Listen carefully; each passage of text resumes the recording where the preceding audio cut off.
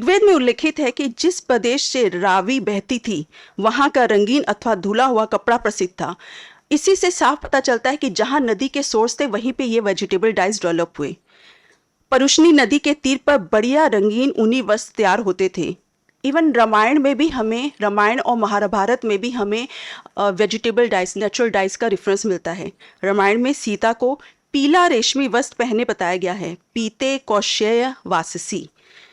इसके अलावा निवाण सूत्र में भी बनारस के बुद्ध के, जो बनारस का जो अंतिम संस्कार जो था वो उनके बनारसी कपड़े में लपेट कर किया गया था, और कहते हैं कि वो सूती कपड़ा था जो नीली पीली आभाएं मारला था। तो नेचुरल बात है कि जब सूती कपड़ा है तो उस समय वेजिटेबल डाइज से ही उसको रंगा गया होगा।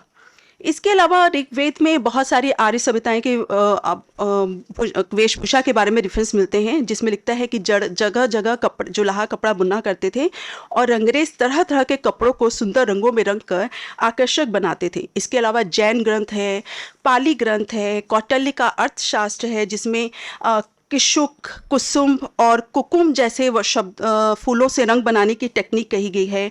गणपति शास्त्री में इन पुष्पों को वस्त्रनादि रंजन साधन कहा गया है।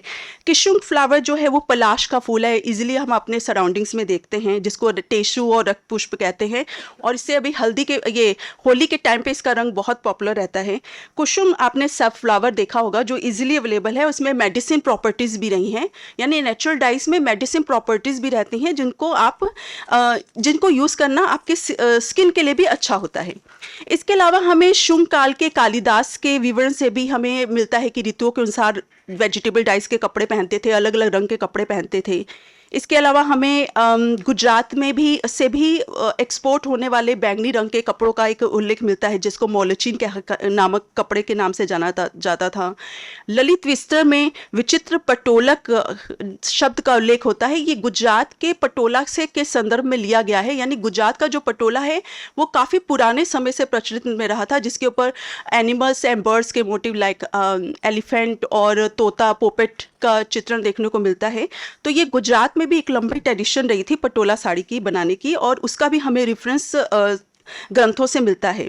इसके अलावा मद्रा में स्त्रियां पुष्पालंकृत लाल रंग के रेशमी वस्त्र धारण करती थी। दिव्यादान जो बुद्धिस्ट लिटरेचर है उसमें भी सुंदर रंग के वस्त्रों का कला का वर्णन किया जाता है। इसके अलावा गुप्त काल में भी भारतीय वेशभूषा के अजंता के लिए, इसके बाद जब हम लिटरेचर की बात करते हैं तो हमें जो रेफरेंस मिलता है वो गुप्त काल के भित्ति चित्रों से मिलते हैं। आप सभी अजंता के चित्रों से अवेयर होंगे, जिसके ऊपर बहुत सुंदर सुंदर चित्र बने हुए हैं। उसमें जो महिलाओं के वेशभूषा दिखाई गई हैं, स्ट्राइप्स में पैटर्न, बिंदु में पैटर्न, जिससे आभास होता है कि वो टाइन डाई के कपड़े रहे होंगे। इस तरीके के जो उसके ऊपर अलंकरण है उससे भी हमें आइडिया लगता है कि उस समय के वस्त्र किस तरह के पहने जाते रहेंगे। इसके अलावा हमें गुप्तकालीन के संस्कृत लिटरेचर से रेफरेंस मिलते हैं।